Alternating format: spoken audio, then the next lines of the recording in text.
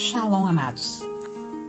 Você que me ouve aí, participou da reunião do conselho, você deve estar aí suspenso, maravilhado. Chega uma hora assim, a gente está tentando processar a visão de tudo que Deus fez, de tudo que Deus trabalhou, ministrou nos nossos corações. A gente fica assim, nas nuvens, né? Mas vamos à palavra do Senhor. E você que não veio, fica aí o convite, fica então para a próxima oportunidade. Mas foi uma grande bênção aqui a reunião. A palavra do Senhor está aberta nas minhas mãos no livro de Gênesis, capítulo de número 1, verso de número 27, que diz: E criou Deus o homem à sua imagem, a imagem de Deus os criou, macho e fêmea os criou. Eu refleti no meu espírito, refletindo se colocaria ou não essa mensagem. Foi uma luz que Deus me deu, assim, foi domingo, né, numa meditação aqui em casa. Mas eu resolvi, depois de uma mensagem muito abençoada que eu escutei nesse mesmo tema, falando alguma coisa diferente, mas assim, que trouxe muita luz, é importante a gente trazer à pauta assuntos como esse. Inclusive, essa oportunidade aqui é para trazer à luz temas que a igreja precisa ouvir e que não têm sido levados em pauta nas nossas congregações. Esse texto aqui, ele fala da criação do homem e da mulher. Quando Deus os criou, a Bíblia, assim, ela tem lacunas em alguns detalhes e tal, mas, assim, é um quase mistério total para nós. Como era o ser humano quando ele foi criado por Deus, antes do pecado? A gente sabe que uma das coisas é que o ser humano tinha uma mente com funcionamento 100% do cérebro. Hoje, esse 100% foi reduzido a uma pequena porcentagem, né? E isso foi perdido por causa do pecado. Nós sabemos que o corpo humano não convivia com fraqueza, cansaço, doença, nem envelhecimento. Inclusive, eu deixo para você uma sugestão para assistir um filme chamado Lucy. É uma história muito interessante, que tem um fundo de realidade muito grande. E assim, o que a gente vê em televisão, muitas vezes a gente acha, isso é diversão, isso é uma coisa que não tem nada a ver. Mas, querido, tem muita coisa que é sério, que tem a ver com a nossa realidade, mas que a gente ainda não captou. Por exemplo, a gente via a Super Máquina, né? Um seriado que eu gostava muito de assistir há um tempo atrás. Nos nossos olhos era assim, impossível um carro daquele andando na rua. Já estão as Ferraris para todo lado aí, que eram a Super Máquina. E muita coisa, os desenhos Jetsons, por exemplo, mostravam muita coisa. Por exemplo, essa videochamada, a gente via lá. E hoje é uma coisa que acontece, faz parte da nossa realidade. Aquele fogão de apertar o botãozinho. E tanta coisa que a gente via lá que hoje se tornou uma realidade. E vamos dar sequência aí. Vamos abrir a palavra lá no livro de 2 de Coríntios, capítulo 3, verso de número 18. Diz aqui a palavra do Senhor: Mas todos nós, com o rosto descoberto, refletindo como no espelho a glória do Senhor, somos transformados de glória em glória, da mesma imagem, como pelo Espírito do Senhor.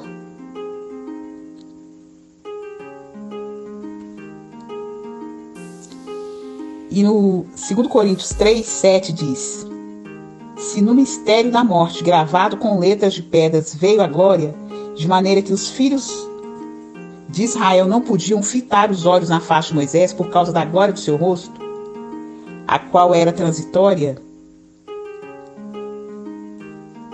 como não será de maior glória o ministério do Espírito? Querido, aí eu pergunto a você, qual que é a relação que esses dois textos têm? Pensa um pouquinho. Qual é a relação? Adão criado, depois o rosto de Moisés brilhando, aí fala da glória em nós a ser revelada. Qual que é o paralelo que tem disso tudo? Querido, eu tenho pesquisado uma série de coisas, inclusive sobre o céu. revelações, visões de várias pessoas diferentes ao longo dos anos. Eu vou citar aqui um livro que foi destaque nisso aí, que foi O Paraíso, Cidade Santa e a Glória do Trono, do autor Evolt Scott, que é inclusive um livro que desapareceu das nossas livrarias. Quem encontrar, compra 2 e me avisa. Ó, missionário, comprei 2, eu te compro outro. Eu li há muito tempo e era meu livro, só que emprestei para alguém, voou, né? Mas, querido, muitas coisas profundas têm sido faladas. E no meio dessa situação onde a gente está andando pelo Apocalipse, aquele anseio de ser liberto desse corpo mortal e assumir o corpo de glória e não ter mais que ficar nessa terra convivendo com o que está acontecendo aqui, que eu não vou entrar em detalhes disso hoje, o verdadeiro Filho de Deus está se sentindo cada vez mais deslocado, cada vez mais fora de lugar. E assim, estudando essas maravilhas faladas sobre como é o céu, tudo que tem lá. Eu não vou falar sobre isso hoje, que não é o nosso tema, quem sabe numa outra ocasião, mas quantas maravilhas são relatadas sobre o que é o céu, como funciona lá, o que está nos aguardando. A apóstola Leice Rocha, do Ministério Ságida, ela relata nos seus livros várias experiências, contando sobre repartições, compartimentos, locais, palácios, dimensões celestiais, coisas tremendas que ela explica de como é que o reino do Espírito funciona. Enfim, coisas profundas. E, querido, a relação que eu queria que você entendesse nesses textos é que Adão e Eva, quando foram criados, esse corpo de pele que hoje você vê, essa pele que nós vemos aqui, e fala lá na ocasião do pecado que Adão e Eva pecaram, eles perceberam que estavam nus, era esse corpo de glória, aquela glória de Moisés. Lembra lá que no texto que nós lemos aqui, nos 2, fala de um rosto que brilhava. E esse brilho, querido, é além daquilo que tudo que você possa imaginar que você vê aqui no nosso dia a dia. Imagina, por exemplo, o sol. Era parecido com isso. E o corpo humano era todo assim. Ele brilhava todo parecido com o sol. Não é um dos nossos textos aqui, mas eu devia ter colocado, não pus aqui nesse esboço, quando fala de Jesus glorificado. Vamos ver se eu acho ele aqui. Em Apocalipse, quando João vê Jesus glorificado, e tem um cântico que fala sobre o rosto de Cristo.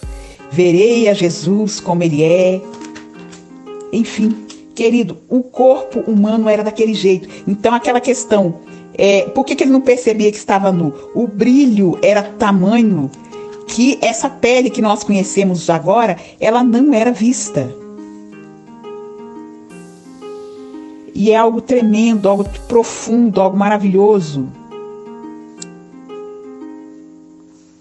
Estou quase... Eu não abro o texto de última hora, mas foi tremendo ter lembrado dele, que esse texto também fala sobre tudo. Aqui achei, ó. E Apocalipse, capítulo de número 1, verso de número 13, diz aqui, ó. E no meio dos 7 castiçais, um semelhante ao Filho do Homem, vestido de uma roupa que chegava até os pés, cingido pelos peitos com cinto de ouro, e a sua cabeça e seus cabelos eram brancos como a lã, como a neve, e seus olhos como chama de fogo, seus pés semelhante ao latão reluzente, como se tivessem sido refinados numa fornalha, e a sua voz como o ruído de muitas águas. Então, imagina isso, querido. E quando falamos de Adão e de como será o corpo glorificado que nós teremos após o arrebatamento, faz um paralelo agora entre tudo que nós lemos aqui. É bom que assim, eu não quero te explicar muita coisa, eu quero te deixar doido, curioso, que aí quando encerrar essa palavra, aí você mesmo pega a pesquisa, vai levando lá, e quem sabe a gente até troca algumas ideias, vai lá no meu WhatsApp lá, coloca coisas que você aprendeu, que Deus te mostrou, vamos crescendo junto desse tema, que é profundo. Querido, fala lá de Jesus, e o povo fala, não, isso é uma visão glorificada, não sei o que. É uma das manifestações físicas de Jesus. E fala lá dos pés, como bronze polido. Era assim que o corpo de Adão e Eva era, antes de perderem a glória por causa do pecado. E aí depois o rosto de Moisés brilhou, e era um brilho só no rosto, mas Adão e Eva tinham brilho no corpo inteiro, até o pecado se apossar deles. Queridos, quando aceitamos Jesus, o que acontece? A terra no mundo, no reino espiritual, vista do lado de fora, ela é uma imensa escuridão. Tudo escuro, você vê só escuro, tudo, só negritude total. E você vê luzes. E uma visão que um irmão conta, ele via pequenos pontos de luz, vários pontos de luz espalhados. E ele falou assim que quando a visão foi se aproximando, ele viu que aqueles que brilhavam eram salvos. Quando você aceita Jesus, aquelas trevas do pecado que Adão e Eva experimentou, elas são apagadas, aí o seu corpo inteiro brilha. Eu amo quando a gente está evangelizando e a pessoa fala, eu recebo Jesus como meu Salvador, e as lágrimas rolam do corpo, ou seja, ela sente, ela é constrangida com a transformação que ocorre imediata quando ela aceita Jesus. É tremendo, querido. E a pessoa se torna luz. E tem outro texto que eu não pus aqui, mas ele diz o seguinte, que, como é que é? Quando a pessoa aceita Jesus, ela se torna luz. Fala lá na palavra, assim resplandeça a vossa luz diante dos homens, para que vejam as vossas boas obras e glorifiquem ao vosso Pai que está nos céus. Essa luz, querido, é uma luz de testemunho, de comportamento, mas essa luz, quando você aceita Jesus, é o início de um processo. E à medida que você vai caminhando, vai abandonando maus hábitos, introduzindo bons hábitos, você vai sendo batizado nas águas, batizado com o Espírito Santo, caminhando em santidade, aquela luz vai aumentando, vai aumentando, vai aumentando. E é por isso, querido, que o cristão, mesmo calado, andando pela rua, esse brilho é visto. E as pessoas falam assim, eu não sei o que você tem, mas você é diferente. Você tem um brilho. Já te falaram isso? E num dia que você tá com uma roupa normal, no seu dia a dia, indo pro trabalho, aquela coisa corriqueira. Não é uma coisa da roupa que você tá usando aquele dia, mas é algo de Deus que tem na pessoa. E um dia eu tava voltando da igreja, outras ocasiões andando pela rua, as pessoas não me conhecem, falam, fulana, você é diferente, você tem brilho. Isso é Jesus na pessoa. E esse brilho vai aumentando à medida que caminhamos em santidade. De modo que quando, e está muito breve isso, o nosso Senhor Jesus voltar e Ele arrebatar a igreja, aí as luzes vão subir.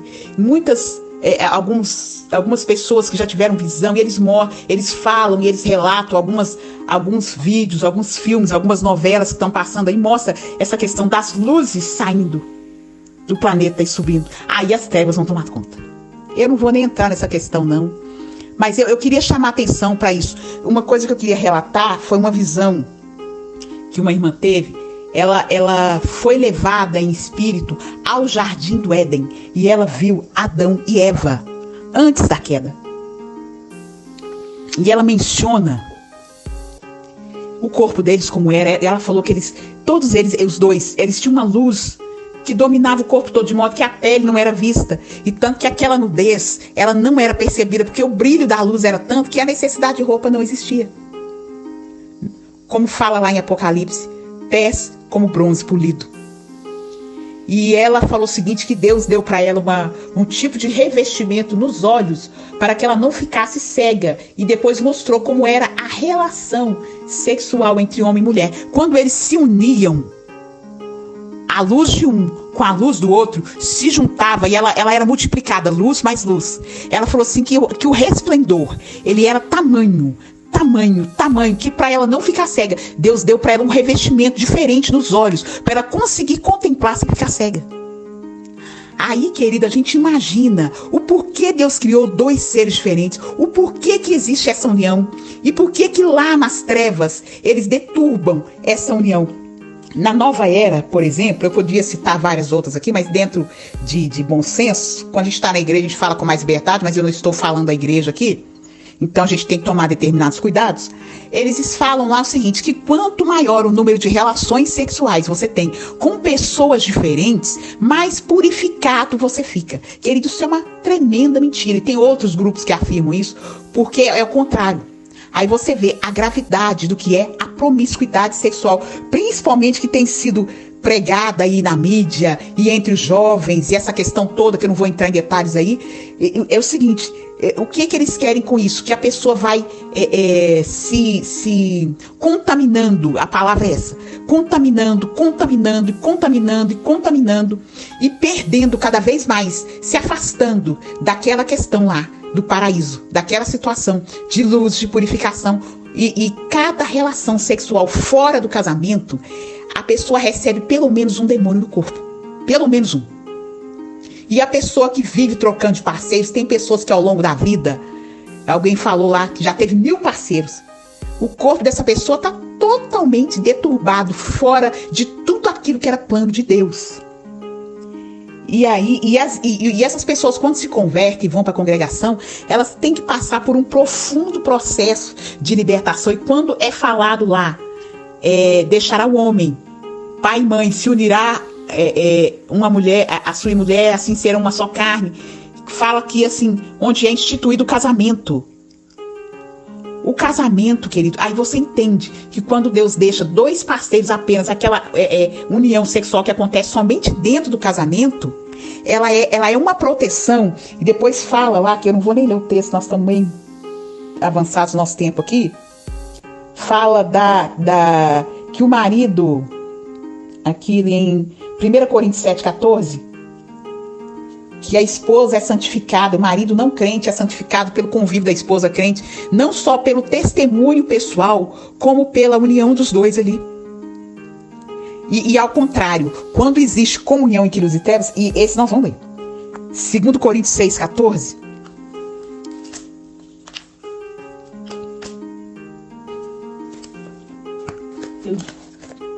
vamos voltar lá, só um instantinho aqui.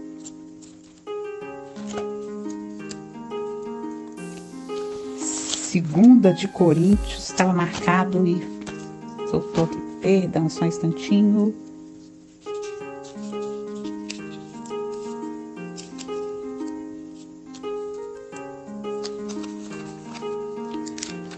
Toda vez que uma relação fora do propósito acontece, a pessoa é contaminada.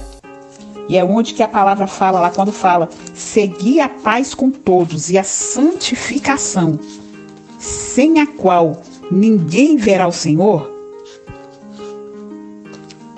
É onde a gente vê a necessidade profunda de santificação. E um dos elementos da santificação é esse, é a santificação do corpo, não só do corpo, mas o apóstolo Paulo fala lá, corpo, alma e espírito serem conservados santos e irrepreensíveis até a vinda do Senhor. Vamos lá em 6,14. Não vos prendais a um jugo desigual com os infiéis, porque que sociedade pode ter justiça e injustiça, e comunhão entre luz e trevas, e que concórdia há entre Cristo e Belial, ou que parte tem fiel com infiel, e que consenso tem o templo de Deus com o dos ídolos? Porque vós sois templos do Deus vivente. Como disse, neles habitarei e entre eles andarei. Eu serei o seu Deus e eles serão o seu povo. Por isso, sai do meio deles e apartai-vos, diz o Senhor, e não toqueis nada impuro, e eu vos receberei. Olha a profundidade disso, querido. É profundo, porque quando existe uma pessoa cristã em comunhão com as trevas, o que acontece com essa pessoa? Ela vai enfraquecendo espiritualmente até desviar. Agora você está entendendo a profundidade, o porquê que é isso, querido? Porque deve ser luz com luz. Agora vamos citar uns casamentos abençoados, por exemplo, Fernanda Brum e Emerson Pinheiro. Vamos citar a senhora Ângela e o pastor Márcio Valadão. E tantos outros aí, o pastor Silas Malafaia e a esposa dele, a Elisete.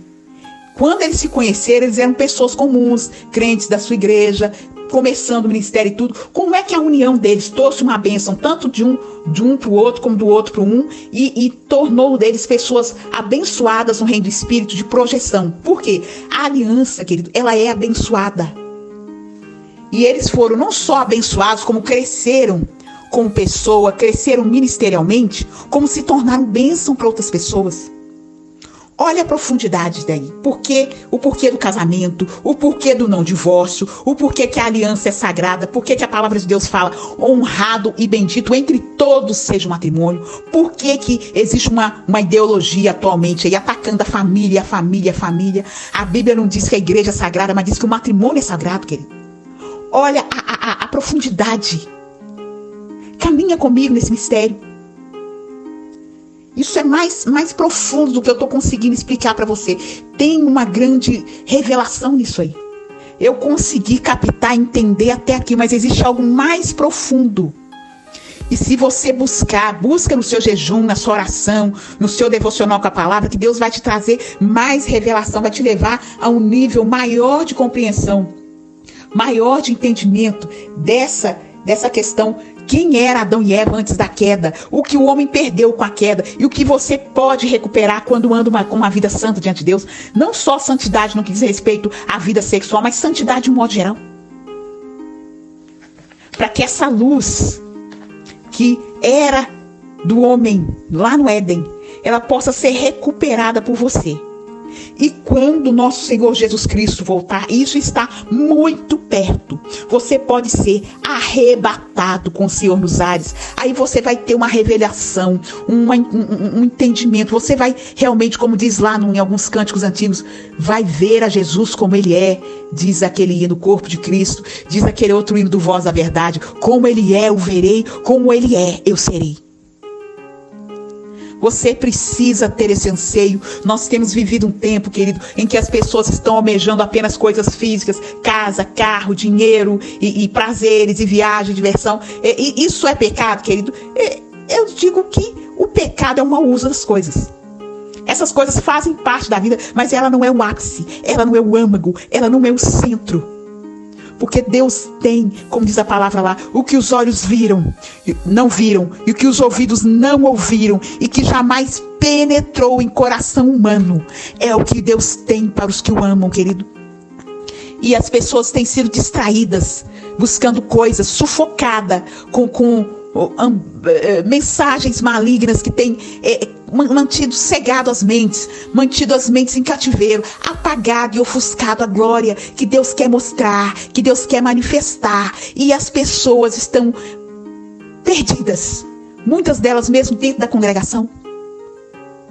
Você precisa desejar isso, como diz a palavra lá, desejai ardentemente, como a criança recém-nascida deseja o leite. Você precisa desejar as coisas espirituais. Você precisa desejar ser igual a Cristo, desejar o crescimento, desejar a revelação. Porque aquele que tem fome e que tem sede, ele será saciado. Mas aquele que não deseja, ele não vai obter. Você precisa desejar ser consumido por essa fome, por essa sede, por esse desejo, por essa vontade de que Cristo e as coisas espirituais se revelem a você cada vez mais. Haverá um tempo em que tudo será descortinado. Mas nesse tempo que nós vivemos, nós somos, como diz a palavra, levados de um degrau a outro degrau de glória, até se conformar com a imagem do Senhor Jesus Cristo. Oremos, queridos. Pai Celestial, eu oro por mim e pelos queridos que estão nos ouvindo. Peço que o Senhor coloque fome em nós, sede em nós, de ser como o Senhor é, de te encontrar todos os dias às 18 horas, como Adão encontrava com o Senhor, de te adorar nesse período, descobrir que o Senhor jamais faltou ao encontro. O Senhor quer nos ver todos os dias nesse horário. E querido, o Senhor almeja, o Senhor tem grande saudade de nós, de uma comunhão íntima, como diz aquele cântico antigo que diz que o Pai espera infinitamente pela comunhão de coração para coração. Oh Senhor, nós precisamos desejar isso. O nosso coração precisa ter sede do Senhor, precisa almejar o Senhor, precisa clamar pelo Senhor, como numa terra seca e sem água. Como diz o salmista lá, como a corça anseia pelas correntes de água, assim o meu ser por ti almeja. Davi, com todas as suas ocupações, ele conservou essa fome, essa amizade e essa sede pelo Senhor. E hoje a estrela de Davi, e Israel almeja o descendente de Davi, o homem mais notável que ama a justiça e odeia a iniquidade. E nós, como descendência espiritual, precisamos amar a justiça e almejar as coisas do Senhor, como a fome física almeja por alimento, que nós venhamos a almejar e a ansiar pelo Senhor, e aquele que tem fome e sede por ti mesmo será saciado. Em nome de Jesus, é a minha oração.